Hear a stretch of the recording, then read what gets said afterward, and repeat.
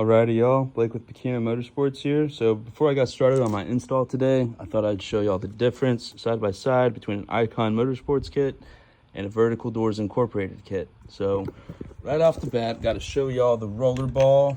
You can see how it's kind of bending upwards because, and even, the client even said he was babying the door like crazy, you know, but just over time you can just bend this upward, whereas here on the VDI kit, that's a piece of hardened steel welded on there.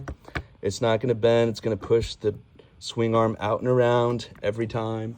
Not to mention on here, you're marring up the roller ball, and eventually this thing's going to pinch or pop out, and not to mention it squeaks like crazy, and the client reported he had to keep spraying it with silicone spray.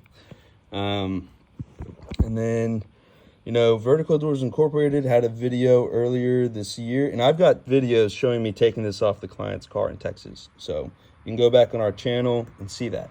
So Vertical Doors Incorporated took an Eikon kit off of a car earlier this year, and in the video, this socket joint had bent down because apparently a valet had slammed the door down so hard it bent this socket. And then Tim Court got mad at the guy who was like, hey, Tim, like, your kit sucks.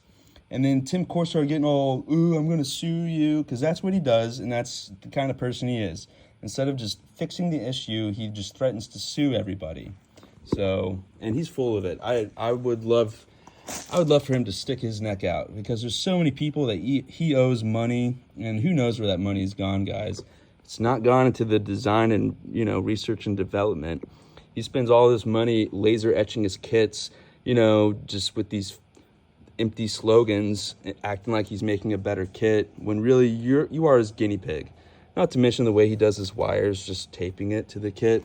Whereas, you know, here we've got the 3D printed Volcano clips that we use. You can see them in a different video. But yeah, not to mention, VDI includes grease fittings for the horizontal axis. This doesn't have them at all, which I'm not sure that's a big deal.